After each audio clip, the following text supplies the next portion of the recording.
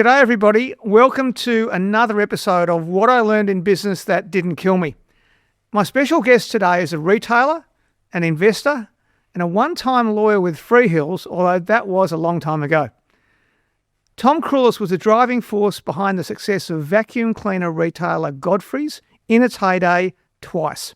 Let's come back to that. He was also a cornerstone investor in the pet food retailer Petstock, which was majority sold to Woolworths in 2023 for an implied value of $1 billion Australian dollars. And Tom was an investor in the Adelaide-based discount retailer Cheap as Chips, which didn't do quite so well and collapsed into voluntary administration in December 2025. So when you look at Tom's retail journey, he has had some real highs and lows and learned some great lessons. I should also say it feels weird calling him Tom, because all of his friends know him as Tommy, and it's a privilege of mine to be in that group. But this episode isn't just about business. Tommy is also the son of a Holocaust survivor and recently published a book in honour of his father, Steven, called The Boy with a Suitcase. So Tommy and I have a lot to talk about. We will cover not only his business experience, but also how the legacy of his father's Holocaust journey shaped him and his business life, and also the impact of the rise of anti-Semitism in Australia. Tommy Krulis, welcome to the show. Thanks very much, James. Great to be here and looking forward to it. It'll be great. Now, Tommy, I thought we should start off with a bit about how we met, because it's a little bit of a unique story. And from memory, it was golf that brought us together, right? So, and we should actually not overstate that, because I think our wives golf, right? It was our wives golf who were playing together in a golf event on the Gold Coast. And both of our wives are sort of Energizer bunnies, so there was always going to be a lot of action. They hit it off famously. And they brought us together in a way that I think was kind of like the universe shining on us. And while we both love retail, I think it was our journey to Rwanda in 2019 with you and Laurel that really impacted me and Zed in a way more than we could possibly have imagined. And in fact, I should tell you this story. I don't know if I told this before, but when we booked the trip to come with you to Rwanda, we were going with, other than you two, we didn't know anybody. And Zed and I said to Zed, look, I think we should book a backup holiday just in case this trip's actually no good, right? So we booked a backup holiday in some some sexy resort in Oman. And we had a much better time with you and your friends than we did on our backup holiday, which we did anyway. So anyway, it was a great story. And just for context for people who are listening, so Tommy and his wife Laurel have organised 7 or 8 trips with friends to Rwanda to experience the country after the genocide in 1994, when it was estimated that 800,000 Tutsi people were killed in 3 months by their Hutu neighbours and friends and family, I should say, as well. And so for me and Zed, it was very much a life-changing trip. And I actually thought we might start there because it's such a deep part of our relationship and such a meaningful story for us. I thought we might just talk about Rwanda for a moment before we get into lots of other stuff to talk about. What attracted you and Laurel to first go to Rwanda and then do so many repeat trips? Well, it really started with Laurel going first before me. She went a year before me, 10 years ago. About 2016, and she went on a mission, a philanthropic mission. And when she came back there, and I thought that was going to be her thing, and she came back and said, I needed to go to Rwanda. And I said, well, why do I need to go to Rwanda? I said, I'm involved in the pet business and the vacuum business. They certainly don't need vacuum cleaners from what I understand. And I said, I can't be any value there whatsoever. Anyway, she nagged me, and she dragged me off the following year.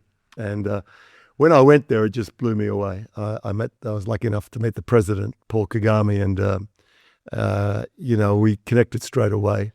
And I got to chat with him, and I said to him, how can I help you? I said that's what I felt there was a need, and he just said, just bring people here.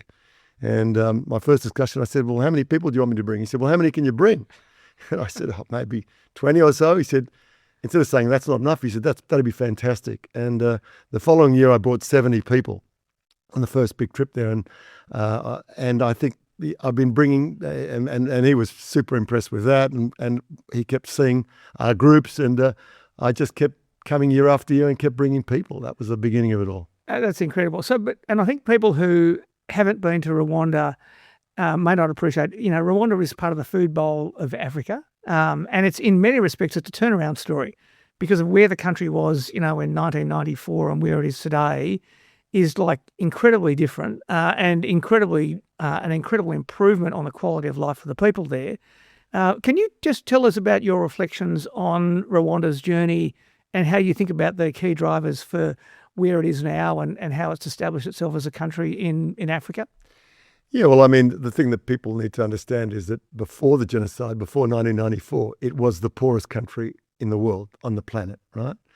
And after the genocide, it was doubly poorest the country. I mean, it was so far behind.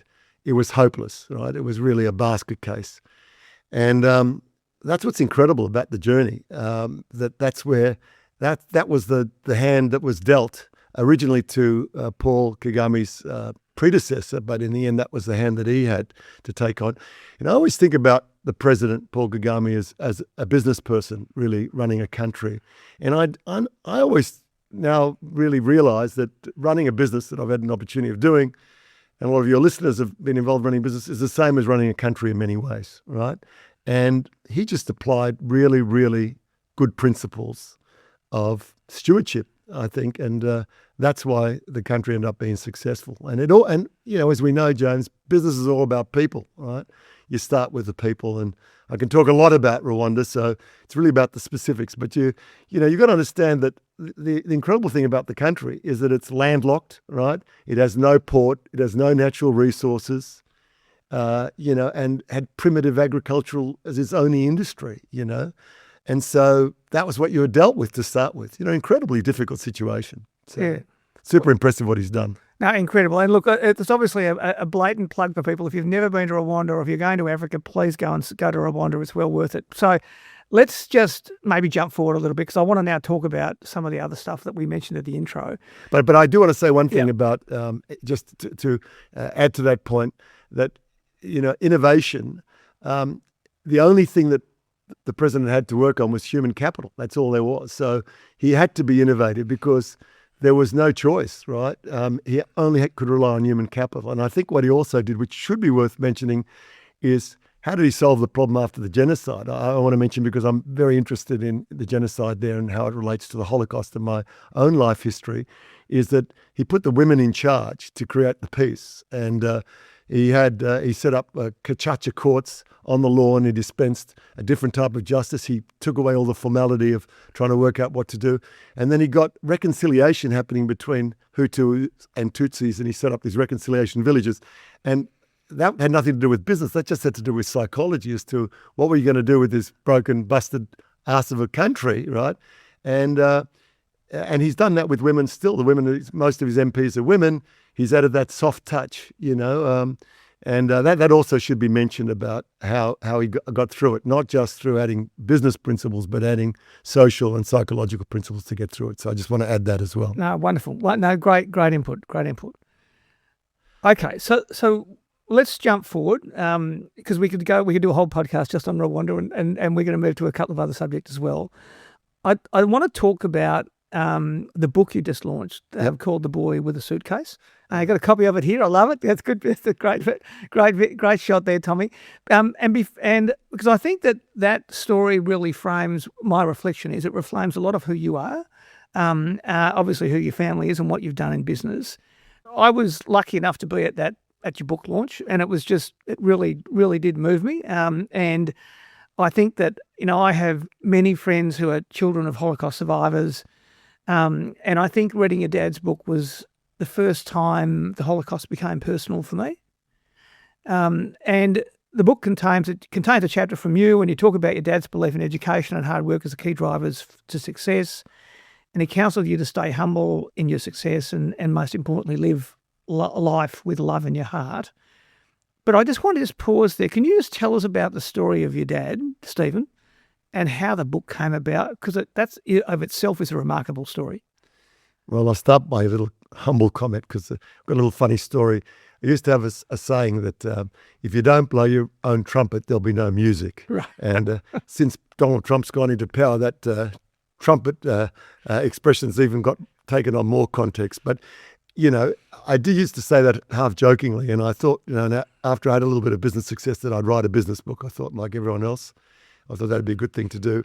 And I never got to do it, but I got to go. I knew that there was a suitcase in Auschwitz with my father's name on it because my daughter had found this photo in a book years before. And I always wanted to go to Auschwitz and see that suitcase myself. And I got to go there a few years ago, finally. And I asked if I could get to see this suitcase. It was a bit complicated, but I ended up finding myself alone in a building that's not available to the public, which had a couple thousand suitcases. And there was very few with names on it. And there was the name of my father's on the suitcase like this. Yeah. His name, Krulis, born in 1929. I held it in my hands, and the enormity of holding that suitcase and thinking that my father was 15 when he arrived in Auschwitz and he survived there, and that had been in Theresienstadt since he was age 13 and survived there for 2 years. I just thought the enormity of his survival and the sort of person that he was afterwards just made me realize that my father's story, no matter what I'd achieved, was so much more remarkable than my own. And when I came home, I just said, that's it. I've got an opportunity to write a story. Let me write my father's story. I think that's much more impressive than mine. And that's what I did. And there's a lot in that book. There's a lot in the book about not only how he survived the camps and his experience in the camps, but then how he got out of Eastern Europe, how he ended up in Australia. There's a lot of that to unpack.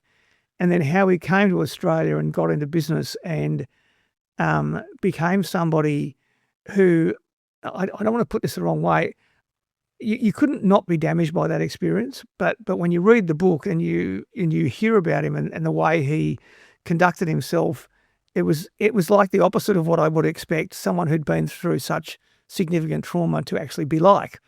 And your experience is obviously lived experience. So can you just talk about his legacy for you and how that impacted you as part of your development? Well, I'd probably say it was, the most significant thing in my life. It's just been a constant. Growing up with him was amazing to start with. That he never spoke about the Holocaust to start with, and that's a common experience. He just didn't want to traumatize us, and I don't think he wanted to traumatize himself any more than he needed to. But you knew that there was trauma with him because you'd go and see a movie and a gun would go off and he'd just disappear and you wouldn't see him for the rest of the movie. You heard him pacing outside at night. He had nightmares, and so you knew that he shared. The pain still stayed with him, but he was just always positive and loving, and he tried to just put all that behind him and just get on with his life. And he was so humble, and he had such great wisdom. And so you can't escape that. That's kind of how you grow up. But the legacy he left me, was the first thing, the impact he had on me is I was just felt so incredibly lucky to have been born, right? Like my father should never have survived, and so I should never have been born. So once I was born, I sort of realized that somehow I had a debt of gratitude to him, and so all I wanted to do was make him proud. So all my life, since I was a kid, all I wanted to do was make him proud, whether it was kindergarten or high school or university or playing sport or running a business or running a corporation. I just always thought, would that make him proud? And that always stayed with me, and it's still the major driver of my life today is my father. My father's been gone now 20 years. That's the other thing I should tell your viewers. So, and there's not a day that I don't think about him. So kind of bizarre, the kind of impact that it's had on my life. Yeah, well, it's incredible. And could you just talk a little bit about how the book came to be? Because you wrote the book when obviously he'd passed away, he's gone, right? So how did you pull the book together? Well, that was very fortunate, really. So when I went to Auschwitz, I came back and said, I'm going to write a book, but there was a couple of things going in my favor to write a book. First, I wasn't much of an author, so I had to go and get an author. Yeah. And so I got this wonderful person called Bernadette Schwert, who's been on your show. Yeah. And she was a business author, and my wife said, why are you getting a business author to write a book about your father? And I said, well, I don't know. I don't know anybody else. So I just called out to her and I had a chat, and I said, how'd you like to write a Holocaust memoir book? And the first thing she said to me, nothing would give me greater honor than to write a book about the Holocaust. Okay. I said, that's a good start. I said, well, you need to do something else. I said, you need to go and fly to Sydney and meet my auntie who's in her 90s, my father's sister, who never went to the Holocaust. And that's another story because she was Jewish. But she's been trying to write a book and never could. And I wonder if you could see it to encourage her to write a book. And can you do that? And my auntie fell in love with Bernadette and had her confidence, and very quickly they put together a book. And I thought, okay, great. I'll sort of buy one, get one free if I get a book about her. She'll also mention my father's early life. And so I'll have my father's pre-Holocaust life, which I didn't know much about. So I thought that could be part of the book. And then, I don't know if people know that Steven Spielberg, after it did Schindler's List, he agreed at his own cost him $100 million to record the testimony of every Holocaust survivor in the world that wanted to give it. Wow. My father was one of those testimonies. So he ended up, and it was uncut. It was basically just roll the cameras and take in the testimonies. And he ended up taking, I don't know if you know, 60,000 testimonies were done. And one of them was my father's, and it's about a 3-hour testimony. So I asked Bernadette, can you listen to the testimony?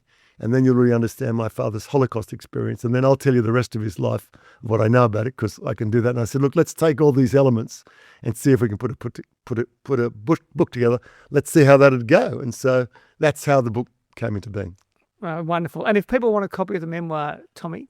We haven't decided whether to go on Amazon or not, but look, get in touch with you and just, if they want it, I've been funding all the books and I'm very honoured and happy to circulate the book, and it's had great response so far, and I am super proud of it. I think it's amazing. And the other thing I should say, James, it's the time I want to do something about fighting anti-Semitism, which I know we'll talk about, and so I also wanted this book to maybe help it in some small way, because most of the Holocaust survivors now are all disappearing. Yeah. And that's another story in itself. But I wanted something to people understand what happens when anti-Semitism gets out of control. Well, so that's what I'll tell you about the rest of the book. Yep. Well, no, I think that's a great segue. Let's talk about anti-Semitism as well. Before I know we're going to talk about some business stuff, but let's talk about that. So, I'm not a Jewish person. Have a lot of Jewish friends. Well, I wanted to ask you about your own lived experience and the rise of anti-Semitism in Australia since October the 7th, 2023. Yep. And when I reflect back on that, and I only really know what I read in the papers about it. That was a traumatizing experience to read in the papers, as what's happened since. So, but my feeling is that while people are generally aware of what happened on that day in Israel by Hamas and the 1,200 lives lost, I think far fewer people actually understand the detail of what occurred on that day to the families, to the children, and to the women in particular. And I think that part of that is a little bit of this will be a controversial statement. I think it's so the detail is so awful that you actually don't want to read it, right? Yeah. And it's a little bit like some Holocaust stories. When you get into the detail, I know friends who've tried to get into the detail, they just have to stop because it's too traumatizing to read about it. Now, since then, of course, the Israeli military has responded, and then you've got obviously a lot of devastation in Gaza in relation that's impacted not only Hamas but also the Palestinian people. So that there's two sides of the coin, right? Yep. And then in December last year we have the Bondi attack, biggest mass murder in Australia since the attack in Port Arthur 30 years ago in 1996. Now, and that killed 15 people, including a 10-year-old girl, and wounded heaps of others. 2 non-Jewish people as well, by the way. 2 non-Jewish people. 2 non-Jewish people. Yeah. So, to my mind, when I grew up in my life and I read as a non-Jewish person about anti-Semitism in Australia, I just thought it was something that was in history books. I don't have any memory at all in my life of anti-Semitism impacting my friends or being a subject that was ever talked about. As I grew up as a teenager, as a university student, and it was just that was just something that happened in World War II. Yeah. So I think, and I'm saying it naively in some respects, from a very distant sort of perspective. And then when Bondi happened last year, we ended up with a Royal Commission after a fair bit of arm wrestling, but we got there. And you made a submission to the Royal Commission, which I've read, which is amazing, like thousands of other Australians who made submissions. I think there was something like 7,000 or 8,000 submissions made. And you specifically call out the role of education in combating anti-Semitism and the specific experience of one of your daughters post-October 7. And I actually would like to just jump into this a little bit. I just think it's such an important story. I'd like to just talk to us about your lived experience since October 7 and then take us through how you've been thinking about your submission to the Anti-Semitism Royal Commission? Well, there's a lot to unpack in this. So let me just make a couple comments. The first one, let me go back to my father again, my North Star.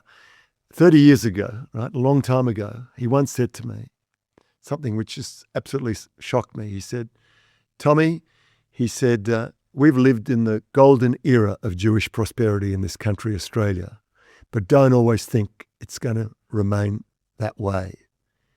And I just was shocked. I said, what are you talking about? I said, like Australia, just the best country on earth. We've not experienced really any anti-Semitism. I think we always thought there was some anti-Semitism, but it was no different to any other ethnic kind of group that Australians always like. Almost the Australian way, almost.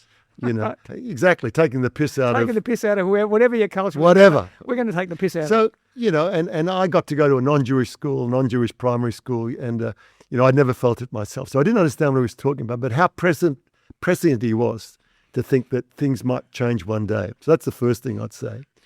The second thing is I'd say on October the 7th, I would say all Jews around the world experienced a form of trauma. I think we were traumatized. And all Jews around the world are connected to Israel. It's a sort of a myth to divide that you're Jewish, but you're not Zionistic. We can talk. That's another discussion completely. And then I think the other thing that we're traumatized was after October 7th, and we go back to October 9th at the Opera House, and we had thousands of protesters saying "Death with the Jews, gas the Jews," and Israel had not responded or done anything, and that really unleashed what was the beginning of really a torrent of anti-Semitism which has spread through the world and through our institutions and through our businesses and through everything. And I think that's deeply traumatized us, maybe even more so than the October 7 event itself. We're trying to understand what's the average Australian really think about all this. And I think what people don't understand is since that time, today we have every Jewish kindergarten or school or synagogue manned by armed guards, security guards, 24/7. Yeah. We have major Jewish people that I know who have got multiple bodyguards with them 24/7 in this country. And that's almost too bizarre to think about by itself. Which other ethnic group, minority or anyone else, has anything like that level of security? Now, what does the Royal Commission decide? The number one thing, we need more security. We need more. When we have a Jewish festival, we're going to have how many hundreds of military people and soldiers there when we want to go and do that? Is that really the solution? But it's deeply troubling, all of these things, right? As well as all the institutions and everything else. So I can talk about this subject a lot, but, it did prompt me to say we all need to write a submission to let the Commission know how we experience the trauma and what it's doing to us and what it's doing to our children and our grandchildren and all of us. I would say to you that most Jews get up in the middle of the night and go to their news and they can't sleep and they're looking at what's happening in the world, thinking what's going to happen next. That's certainly what I do every single night. Yeah. So it's not a way to live, by the way, but it's the way that we live today. And this is 3 years in. Tommy, I'm going to pause you there for a moment because what an extraordinary story. And for everyone listening, if you're enjoying this conversation, please take a moment to follow, rate and review What I Learned in Business That Didn't Kill Me.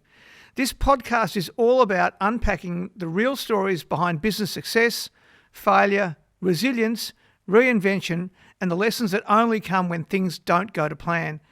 And if today's conversation resonates with you, please share it with a friend, a colleague, a board member, or anyone building, investing in, or leading a business through uncertain times. You can also connect with me via jameshstewart.com, that's one word, jameshstewart.com, or through LinkedIn. All right, Tommy, we've talked about legacy, we've talked about Rwanda, we've talked about survival, we've talked about your dad, we've talked about anti-Semitism. I do want to now talk about some business stuff. Sure. I love talking about those subjects with you, Tommy, because they're so interesting, confronting and challenging, and I think they're important for society and for business. But I want to talk now, I want to pivot. I'm going to talk about some of your business experience, and I want to start with Godfreys. Now, depending on what generation you are, you'll have a different perspective of the history of Godfreys. Get ready, get set, go Godfreys. For people who don't know what Godfreys was, it was a specialist vacuum cleaner retailer. The business has been through quite a journey and ultimately ended up in voluntary administration in January 2024, but long after you had gone, I should say, Tommy. Yes, absolutely. And some of our listeners may not realise what an amazing business it was. And indeed, Godfreys was so attractive. It was owned by private equity firm Pacific Equity Partners in the mid-2000s, went through a public listing. It was quite a tempting morsel because it really controlled a market category. And at its time, it had tremendous success. Can you just talk us through how you got involved in Godfreys, what attracted you to the business and what the business model was and why was it so successful at that time? There's a bit in that. Okay, there's a bit in that. Look, I started in 1987. I was 29 years of age. I'd had kind of a failed background in, being a bit sarcastic on it, Yes. in as a lawyer, as you said, in Freehills, and I was a failed investment banker. And, I got involved because, why do you get involved in anything? Because they're good people that attract you to something, right? Yeah. Like the president of Rwanda. And I was engaged to my wife at the time, and I was from Sydney. I had nowhere to stay, so her grandfather said, come and live with me. And that was pretty unusual for someone like me to go and live with her grandfather. And her grandfather was Godfrey himself, Godfrey Cohen. Oh, right. And it started the business in 1931. And every day I came back from being an investment banker, he wanted to talk about vacuum cleaners because there was no family members involved in the business at that time. Right. And before you know it, he introduced me to his partner, John Johnson, he was the Jerry Harvey of his time. He was really a brilliant businessman. And he'd come and visit as well. And we'd sit up at night and we'd talk about, and I wasn't even involved, we'd talk about Godfreys and their dreams about this business. And it slowly got to me. And, they started chatting with me. And before you knew it, they started encouraging me, well, why don't you get involved in the business? You'll be the first family member to get involved in the next, because it missed their generation of kids. Right. And so I was the next generation after that. So, first thing I said, what am I going to tell my parents? That was my biggest fear. I went to my father, I'm going to the vacuum cleaner business. But after I got over that fear, he was very happy for me to go into it because he loved the Cohen family. Right. And he just knew they're good people. And, that's how I start, like everything, James. Everything I've ever been involved with, good people, good values, honest, high integrity. And I said, look, I'll give it a crack. I'll stay there for a couple of months and see if I like it. And if I do, I don't know if I might stay, and if not, I'll go do something else. So that's really how I started. And something else I should say to you, which is quite extraordinary for Australian business.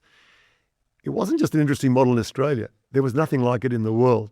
Nowhere in the world has there ever been a vacuum cleaner chain that ended up owning 36% market share in Australia and New Zealand, which is what Godfreys did, of every vacuum cleaner sold. So nowhere in the world that business. So what was unique about the model? Why was it so successful at the time? Well, when I joined and when I started, we were only dealing with second-hand vacuums to start with, right? Right. So the first thing was, could you evolve and scale and grow this? And you asked me how it was successful. So, it was successful because it evolved many, many times through that iteration. And, they wanted to scale it. And when I joined, it was about no more than a dozen stores, right? That was when I joined in 1987. But, the first thing we had to do is, could we sell new vacuum cleaners? That was the first question. Did we have that skill set? And the first brand we sold was the first product to come into this country was a little company called Miele.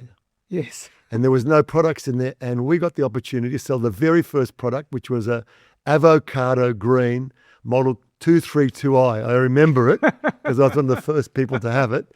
And we could sell them like hotcakes when we started to arrive. And nobody had seen Miele in this country, right? And that was the first thing we could sell, new machines. And then we said, okay, well, we need capital to grow. And then we said, well, I wonder if we can do franchising. And then we started doing franchising. And then we said, well, okay, I wonder if we can get more exclusive models and exclusive brands like Miele. And that's what we started to do. And then we end up with the Hoover brand, which was, that's another story, but that was an incredible stroke of luck. That was a South Corp, I don't know if you remember, the wine business. Just an interesting story in itself, very interesting story. They were going broke in their electrical business and they were in the wine business. And I wrote to Graham Cray and I said, any chance that you would sell us just the vacuum business called Hoover? And he wrote to me, he said, look, you're right. The electrical businesses, we're going to flog the whole business. But if there's any chance that anybody buys the business and not the vacuum cleaner business, we'll come back to you. And a year to the day, would you believe it, they wanted to buy They bought everything else but the vacuum business. We ended up getting the business with the perpetual license to the brand Hoover. So that was a miracle. And then we were able to expand. We didn't know, could we open in New Zealand? We opened in New Zealand. And then we opened an office in China. We didn't know if we could do that. Then we developed our own product from scratch, which was also bold. And then I had this concept, one-stop cleaning shop. We wanted to own the word clean. And private equity got very excited about that. Yeah. And then we were able to go and do online. So, we developed a great culture with great people, with great marketing, but we didn't sit still. We kept evolving the business. And we went overseas every year to try to learn. And we were curious, and we kept improving the business every day, I'd say to you. So it's a great story, and I did actually have some experience with Godfreys, of course, during my time. But I'll just talk to us about some of the highs and lows there, because it went through a few different ownership structures. How did that sort of come about, and how did that play out? Well, family business, but Godfrey Cohen passed away in about 2005. And we were very worried about succession, what was going to happen, because he was kind of the calming influence in the place. I wasn't calm. We had 3 family members in the business, and we thought, Godfrey's not going to be, how the hell is it going to end up? And we said, okay, maybe it's a time to sell the business. Yeah. And we ended up selling the business in June 2006 to Pacific Equity Partners and Unitas at the time. That was a mad scramble. You could sell 2 flies on the wall in June 2006. It was the best month to sell any business. You study the history of Australia, June 2006 was it. So that was good luck, and that was really just because of the family situation. Then private equity owned it from 2006. Of course, the GFC happened. They'd overborrowed, and even if other things didn't happen, it was a tough time to take that amount of debt. The interest bill was the same as our EBITDA, in about 2000, after 2008. Yeah. So they ended up wanting to get out of the business, and so business pretty much got moved on in 2011, and private equity wanted to quit the business, and a vulture fund out of Hong Kong, they approached us, Nomura Securities, and they reached out to our previous advisor, Franco Dagliotti, and he rang us and said, you guys interested in buying the business back with this firm? And the Cohen family said, no way, Jose. But Johnny Johnson, our partner, said, well, what do you reckon, Tommy? How about we buy it back and have another crack at it, and you can run it? And I had to do a deal with Jono, which wasn't easy because he was a tough master. Yeah. And we said, we'll have another crack at it. So we bought the business back in 2011. And that's just funny because when we sold in 2006 to PEP, we had 36% market share, and Dyson, a little company called Dyson, had 18%. Yes. And private equity said, Dyson a problem? I said, no problem whatsoever, not really knowing what was coming. And when we bought the business back in 2011, we'd flipped, and Dyson had 36% market share, and Godfreys had 18%, and we had to take it on another journey and have another crack at it, which we did. And it was a little bit like an Alan Bond moment, right? So we were able to buy the business, a second time, 20 cents in the dollar, which was pretty good.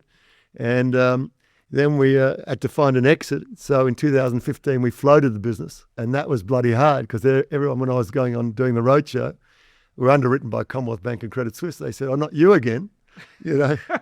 What's the story this time? Everyone got burnt last time. Why the hell are we going to do it? But, James, you've seen it in your life.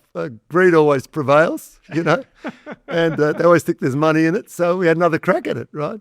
And then I got ceremoniously dumped when it was a public company in 2017 because I couldn't come up with a solution to take on Dyson's second iteration, which was the stick vacuum cleaner. Yes, the stick vacs. Yeah. And one thing I had to laugh about with Dyson, of course, nobody talked about vacuum cleaners except on our Friday night dinner table. Yeah. When we had Godfrey there, we always talked about vacuum cleaners, but nobody ever talked about vacuum until Dyson came around.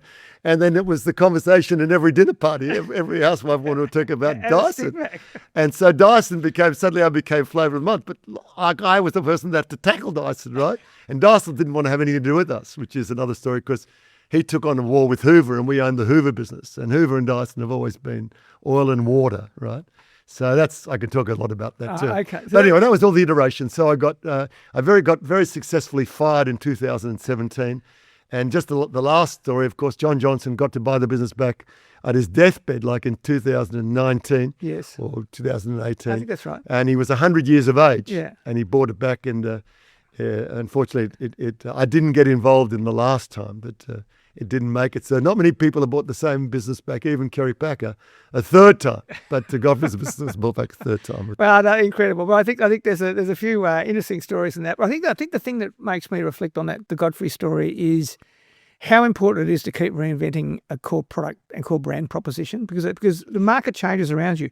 And I've got a client at the moment is a very successful business in a market space that they've owned for a long period of time. And I said, well, and I asked them, what's your natural disruptor?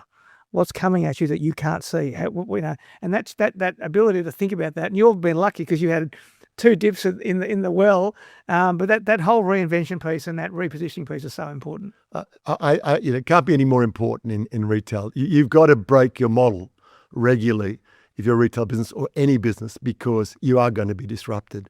And so either get out, right, or keep disrupting yourself. Having the guts to do that is pretty hard when you're successful, right?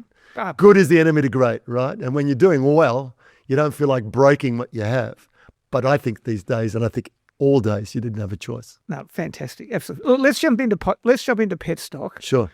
So if you don't know about Petstock, it was set up by Ballarat's Young family in 2002. It was an adjacency play because they actually had an established rural and produce stores in the area. And yet by 2022, so 20 years later, the business had over 200 stores across the country, multiple brands. And in 2023, 55% of the business was sold to Woolworths at an implied value of $1 billion. Oh, wow, what a journey. How did Tommy Krulis end up in Petstock? What were the challenges and opportunities for that business through such an incredible growth journey? Yeah, I want to add one thing I've always said to people. Luck plays a really big role in terms of how successful you are in your life, and I've been blessed, right? I've been that lucky many times. But meeting the Young family was my greatest luck in all my, my business life. You would not meet better people. Salt of the earth, country people, Shane Young, absolute human rock star, right? Yeah. And Dave Young, the parents still work in the business. They're in their 80s. The sister worked in the business. It was just the most wonderful Australian icon family business that many people may not have heard of. Probably they have heard about today, but it was just one of those incredible successes that I've been so privileged to be part of and have a chance to invest in. But how I started there is interesting. And then, how did that business evolve, which is also interesting. So I had the great luck that when private equity bought our business, I sold them the idea that we could own the word clean. So we tried to go into cleaning services and we tried to buy a business called VIP Home Services. And we were prepared to overpay. And Bill Viz at the time wouldn't take the offer from private equity, which was crazy. So the CEO at the time, Shane Radbone, ended up being a mate of mine. He walked out because, he was so pissed off. And he ran a public company in retail business called Allied Brands, which is another story which I'm not going to talk about that didn't work out. No, it's fine. But when I left Godfreys, I went and worked with Shane Radbone and Allied Brands. And when Allied Brands didn't work out, Shane Radbone went consulting retail businesses. And because he was a franchise expert, Petstock had asked him to come and help develop their business. And so he did. And they said, well, they need some retail help. So he said, you got to meet Tommy Krulis. So Tommy Krulis met the Young family. And the rest is history. And again, I just can't say how lucky I was to meet them. I got to own part of the business. And I was involved with them for nearly 20 years. And I don't think any board meeting we ever had, all we did was never had an argument, never had a raised voice. We had differences, but there wasn't a bad day in my business life at Petstock. And very rarely were you been in business in 20 years and never had bad days. Doesn't mean we didn't have ups and downs. We didn't evolve the business. But they're just such great people with such great culture. No, and also sold at a time when the market was just hot. Again, just going back to your point. So look, I mean, I think that's a really interesting journey. Okay, let's talk. No, but there is one thing I want to add, which is people said, how did Petstock do it? What did they do? And I do want to say, we had a hockey stick of growth at Petstock and we had a hockey stick at Godfrey. So both those businesses got sold because they had persistent hockey stick of growth because they kept evolving the business. Yeah, right. There were businesses that kept meeting the challenges. And I'll give you my first example. When I first started, at Petstock, I remember, and I said, well, we've got a Petstock store on the corner of Auburn and Burwood Highway. And I said, no, that's not us. That's an independent, it's an independent pet store. We're 3 doors down. And I remember coming to my first board meeting and saying to them, what's the real difference between us and the independent? And at that time, James, there was very little difference. And so I'll start that journey 20 years ago where I said to Petstock, and Petstock realized, well, we got to evolve the business. We can't just be seen as the same as the person next door. Yes. And that's about moats, et cetera, as well. And so the secret sauce of Petstock was the same as Godfreys. They kept evolving the business, right? So, we started to develop our own exclusive products. We developed our own services. We had to embrace going into vet and grooming and puppy school and doggy daycare. So we kept expanding services because services are sticky.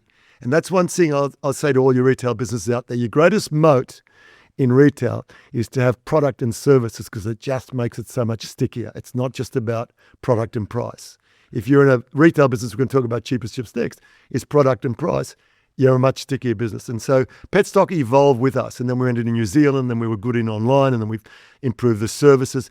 But the nuts and bolts of great culture and great people, if you haven't got that, you're never going to get there. And Godfrey said the same thing, Great bones, great culture, great people, and the rest you can make happen. So I just want to add that. No, I think that's great. And I think about the human connection to a produce business, which sounds like really weird. And maybe if you're a farmer, you go, no, of course I've got a human connection. But any business where you can take your dog in and they give them a treat, or they have some sort of connection with you, and often it's your partner.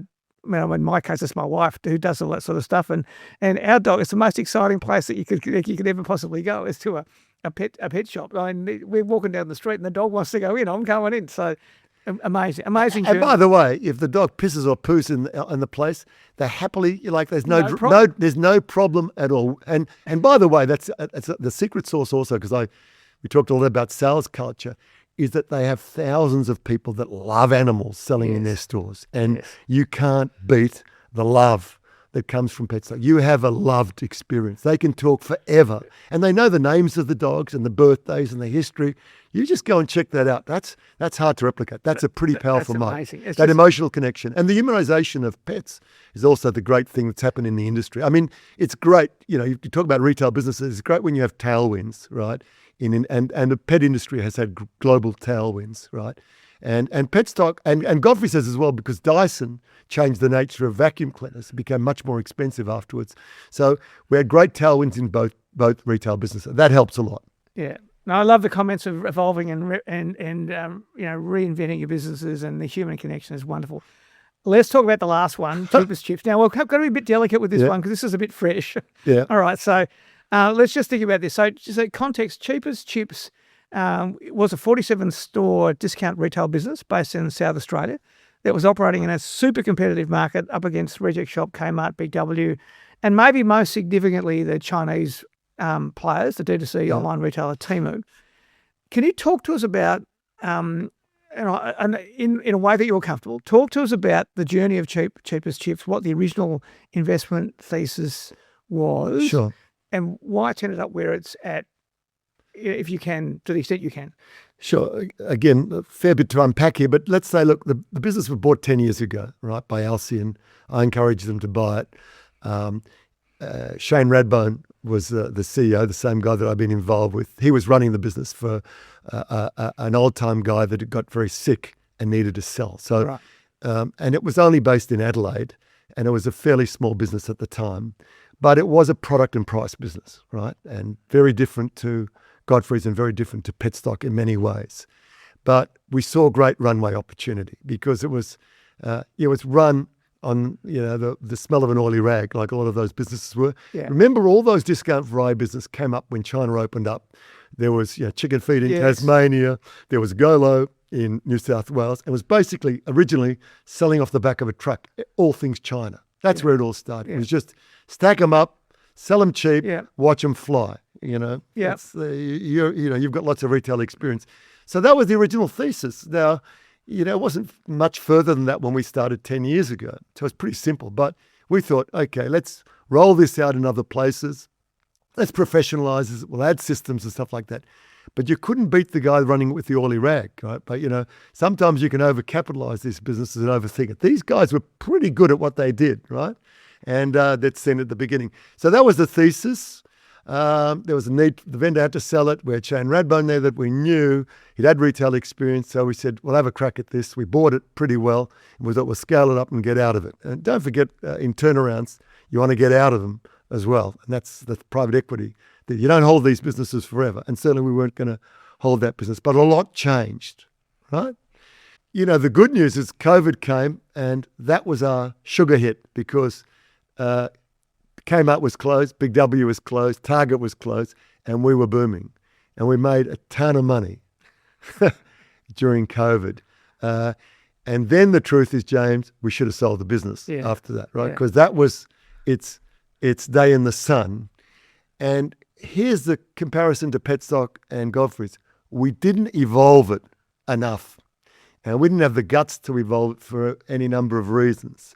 But after the sun started to fade after COVID, I remember going to a boardroom, a couple of boardrooms, and I said, there's two things, fellas, they're mostly fellas. I said, we've got two things that are my opinion.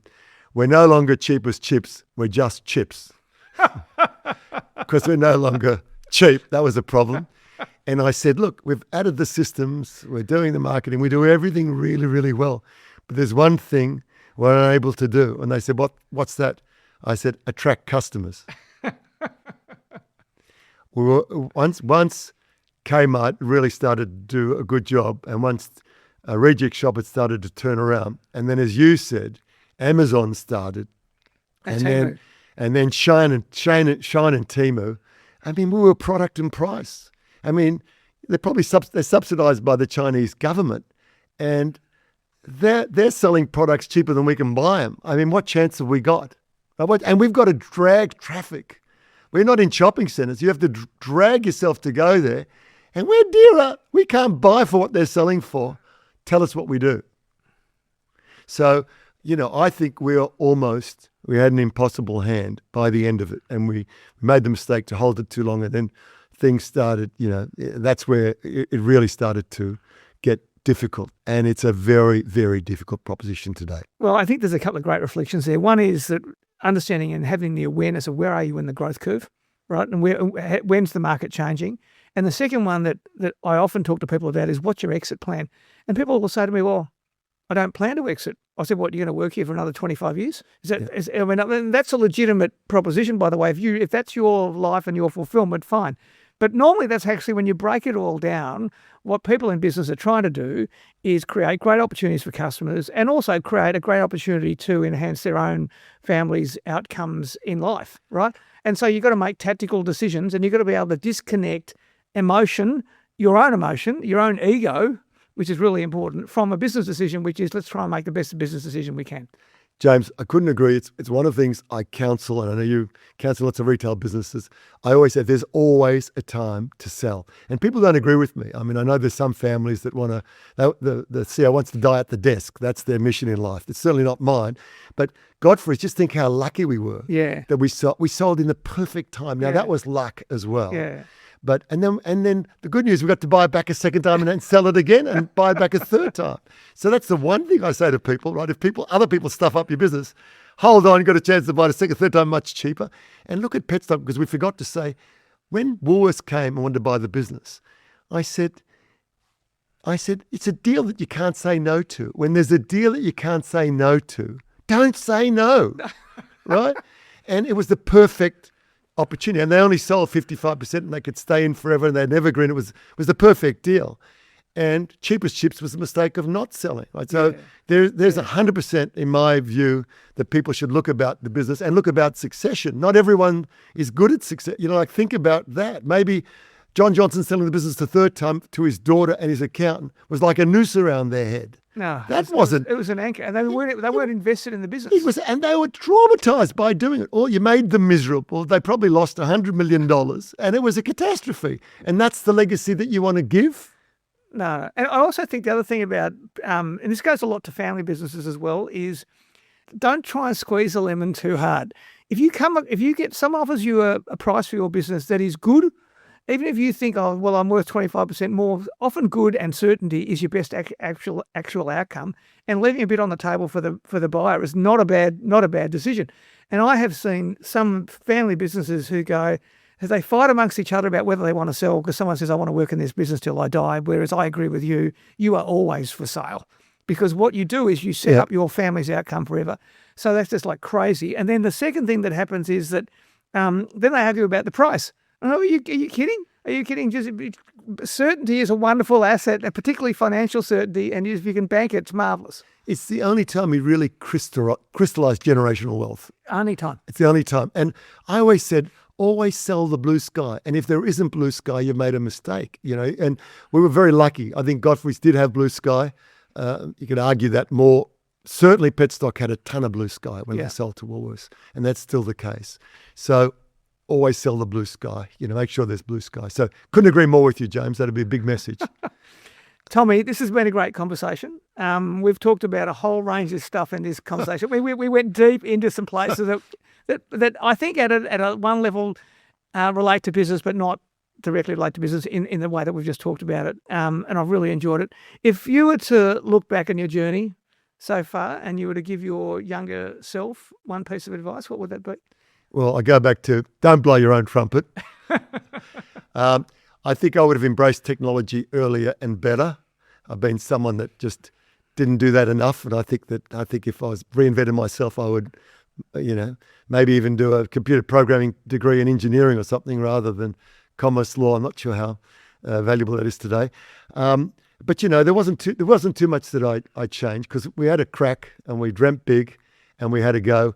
And I'll leave you with a quote that I've always loved that I used to get my salespeople to understand. And it goes something like this. I said, you know what, James, if you aim for the stars, you may only hit the treetops.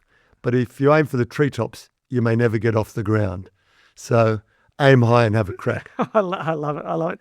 Tommy Krulis, thank you for being on the show. It's been wonderful. And I'm sure we'll see each other soon. And good luck on the golf course. Thanks, James. Great being here.